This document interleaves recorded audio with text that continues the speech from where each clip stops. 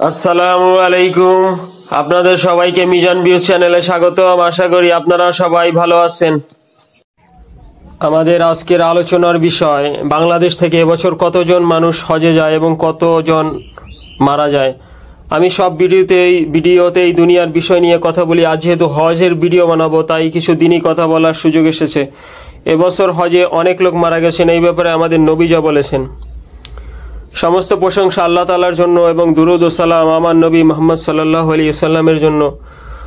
নবী করিম সাল্লাল্লাহু আলাইহি ওয়াসাল্লাম ইরশাদ করেন, আল্লাহ পাক আরাফাতের দিনের মতো অন্য কোনো দিন এত অধিক লোককে জাহান্নামের আগুন থেকে নাজাত দেন না। আল্লাহ পাক সেদিন দুনিয়ার নিকটবর্তী হন এবং ফেরেশতাদের নিকট গর্ব করেন যে দেখো এরা কি চায়।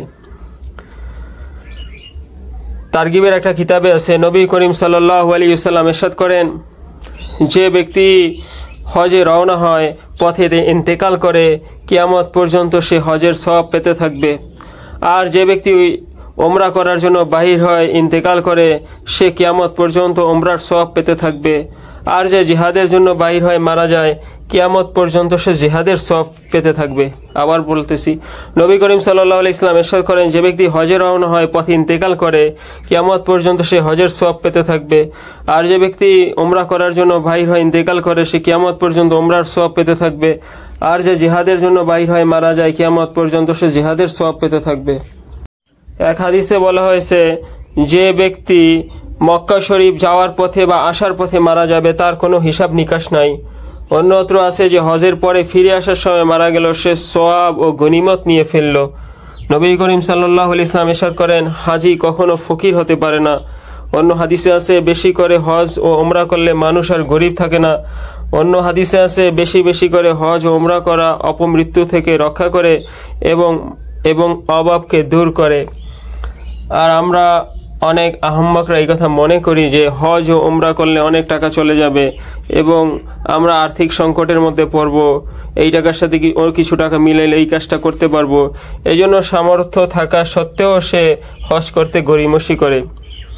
অন্য হাদিসে আছে, হজ করো ধনী হয়ে যাবে, সফর করো স্বাস্থ্যবান হবে।